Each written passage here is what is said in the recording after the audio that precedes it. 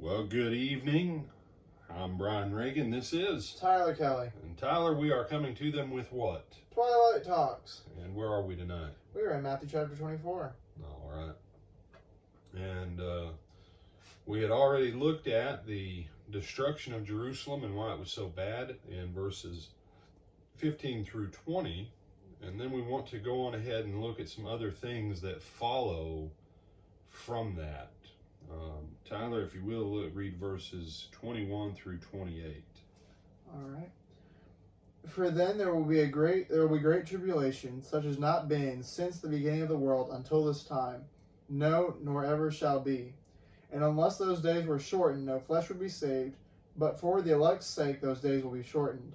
Then if anyone says to you, "Look, here is the Christ," or "There," do not believe it. For false Christs and false prophets will rise and show great signs and wonders to deceive, if possible, even the elect. See, I have told you beforehand. Therefore, if they say to you, "Look, he is in the desert," do not go out, or "Look, he is in the inner rooms," do not believe it. For as the lightning comes from the east and flashes to the west, so also will be the coming of the Son of Man, or the coming of the Son of Man be. For wherever the carcass is, there the eagles will be gathered together. All right. So even though we talked about the destruction of Jerusalem and we looked at the parallel passages in Mark and Luke, keep in mind that through verse 20 that Jesus is telling his disciples, when you see the abomination, when you see Rome marching against Jerusalem, get out. When that sign comes, then Jesus says, for then there will be great tribulation. The great tribulation that Jesus is talking about in context, remember, context. The great tribulation Jesus is talking about is the siege and destruction of Jerusalem. It is people cannibalizing their children. It is people throwing bodies over the walls because so many were already dead and dying inside that the city became plague infested and everything else.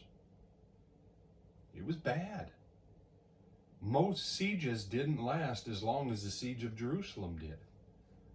Titus clamped down and waited because he had nothing but time. He had plenty of food, he had plenty of water, and he had the ability for his soldiers to bathe and wait. And so it was bad. So the tribulation period began when Rome locked it down. That's why Jesus says then. The then of the tribulation has to tie into their ability to get out of town. Whether it was on a Sabbath or in winter or they were pregnant or whatever. That there would be a window where you could see the signs and get out, because after that window, then the tribulation comes. And, you know, some people say, well, then shall there be great tribulation, such as has not been since the beginning of the world until this time, no, nor ever shall be. And some people read that and they go, well, you know, Jesus meant up to that time there'd never, no. Some people will ask questions about things like the Holocaust or the Chinese communist starvation purge or Stalin or things like that. And mathematically, if you add up dead bodies, was Stalin worse? Sure. So was the communists. So was Hitler. You know, we won't get into how those numbers are played and traded politically, but the simple fact is, in communist Russia, in communist China, in Nazi Germany, the absolute, for lack of a better word, the absolute hell on earth did not take place in those countries the same way that it took place in Jerusalem during the siege by the Romans. There has never been a siege since that has been so horrifying against basic humanity. as the siege of Jerusalem by Rome. And since it was all Jews, I can't be being anti-Semitic by saying one batch of Jews' death, wasn't bad enough against another batch. No, it's all bad. The atrocities of humanity against humanity are astounding. But the siege of Jerusalem by Rome genuinely was the worst, arguably, that's ever been. This thing lasted for 3.5 years. 3.5 years. And it wasn't something where they took them in groups and killed them in mass in like 5 minutes. No. People making deals to kill each other's kids and eat them, and that was daily life. And then it got worse. That's special tribulation. And it went on for 3.5 years, y'all. Bad. Bad. And so verse 22, where it says, and unless those days were shortened, no flesh would be saved. But for the sake of the elect, those days will be shortened. 92% of the entire city of Jerusalem was dead when it was over.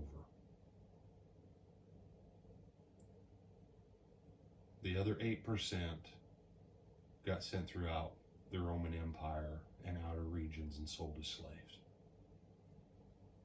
You say, but for the sake of the elect? Yes, because there were Christians who lived in that city, and some of those people were their families and their friends and others, that God, for the sake of his children who had family, who were part of that rebellion against him, God cuts it short. Had Titus gone on ahead and kept that thing for another 6 to 12 months, nothing would have been alive in Jerusalem. Nothing. And so you said, why are you focusing on this?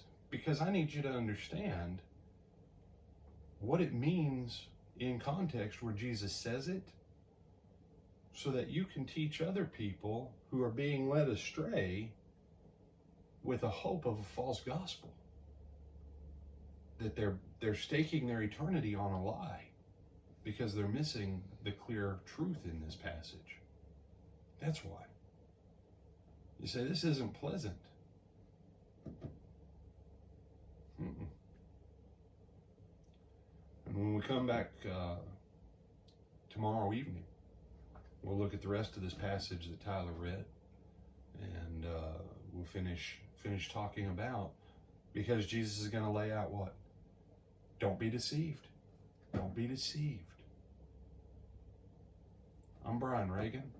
This is Tyler Kelly. I would say sleep well tonight as you meditate on this message from God's Word. But do sleep well,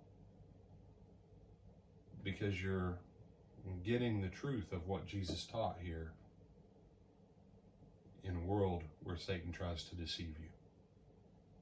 And sleep well on that knowledge, that you have the ability now to start setting people free from the bondage of deception. We bid you good night, and Lord willing, we'll see you in the morning.